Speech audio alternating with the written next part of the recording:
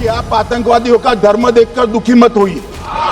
सेना और सीआरपीएफ ने वो आतंकवादियों को भी समाप्त कर दिया। पाकिस्तान से आपकी बात होती है क्या? अरे बैठ जाओ। नमस्कार दोस्तों, मैं हूं परवीन सानी। दोस्तों, कोई जवाब दे, कोई करेक्शन करे और करेक्शन पर अगर शुक्रिया के बजाय आपके साथ वो शब्दों से खेलने लगे तो फिर उसे क्या कहेंगे? आपके दिल और दिमाग में क्या बात आएगी? सोशल मीडिया के अलग अलग मंचों पर दोस्तों एक वीडियो वायरल हो रहा है जिसमें अखिलेश पर गृह मंत्री अमित शाह खिसिया गए। वो होता है ना, जब आपको कोई जवाब नहीं मिलता, जब आपको लगे सामने वाले का ज्ञान तो आप पर भारी पड़ रहा है, जबकि आप समझ रहे थे आप तो परम ज्ञानी है, तो एक चिढ़ मस्ती है। अमित शाह कुछ इसी तरह से अखिलेश पर चिढ़ गए। उनका ये वीडियो वायरल हो रहा है। आपने भी अखिलेश पर चिढ़ते देश के गृह मंत्री को सुना होगा, लेकिन अखिलेश से भिड़ते अमित शाह की जुबान से जो शब्द निकले दोस्तों, उसको समझना जरूरी है। वाजपेयी कह रहे हैं शाह ने अखिलेश की बेइज्जती कर दी, लेकिन उनको पता नहीं कि वो अखिलेश से उस वक्त चिढ़े थे और चिढ़े इसलिए क्योंकि अखिलेश ने गलती पकड़ ली। दोस्तों, लोकसभा में ऑपरेशन सिंदूर पर चर्चा हो रही है। 28 जुलाई को ये चर्चा शुरू हुई।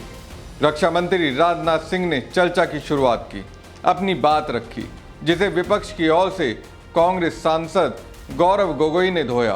बीजेपी उन्हें संभाल नहीं पाई। फिर बीजेपी को दीपेंद्र हुड्डा ने खूब धोया, उन्हें भी वो संभाल नहीं पाई।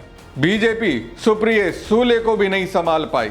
विदेश मंत्री एस जयशंकर ठीक से जवाब नहीं दे पाए, तो गृह मंत्री अमित शाह आए जवाब देने के लिए। वो स्पीच दे रहे थे।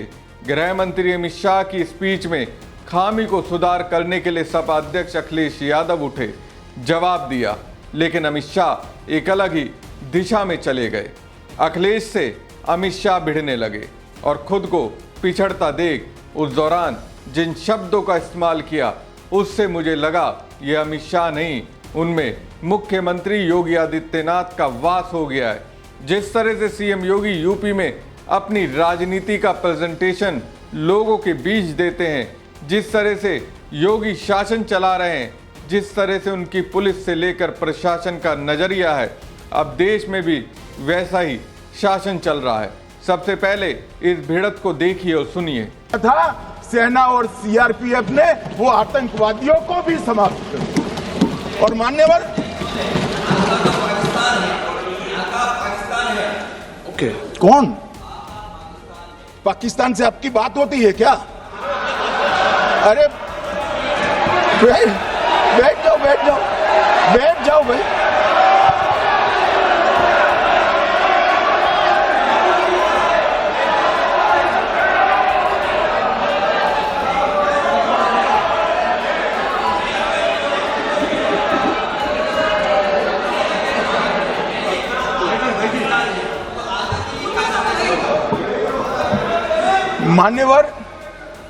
मान्यवर मैं बताता हूं कैसे इनके आका मारे गए, वो भी नाम के साथ बताता हूं, जगह के साथ बताता हूं, घंटे, मिनट और सेकंड के साथ बताता हूं।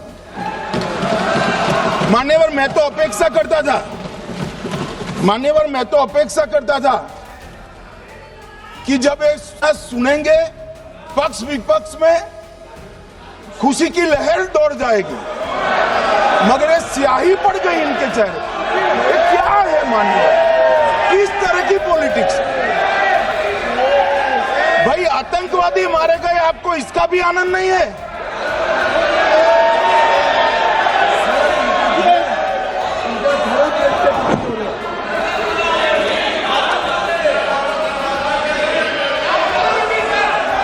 अखिलेश जी बैठ जाइए, मेरा पूरा जवाब सुनिए, आपका सब जवाब आ जाएगा। भाई आप आतंकवादियों का धर्म देखकर दुखी मत होइए।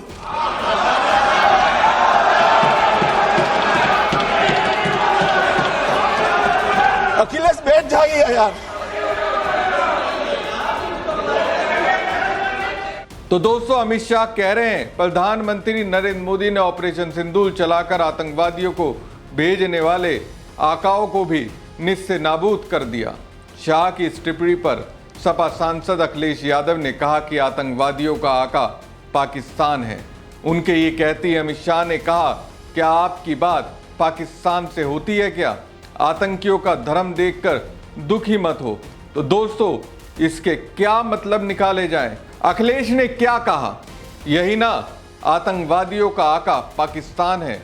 तो फिर अमित शाह को ये कहने की जरूरत क्यों पड़ी, आतंकियों का धर्म देखकर दुखी मत हो? क्या होता है आतंकवादियों का धर्म? क्या कहना चाहते हैं अमित शाह? मुसलमान तो आतंकी हैं। शाह की ओर से दिए गए बयान का साउंड तो ऐसा ही लग रहा था। अखिलेश जी बैठ जाइए, मेरा पूरा जवाब सुनिए, आपका सब जवाब आ जाएगा। भाई, आप आतंकवादियों का धर्म देखकर दुखी मत होइए।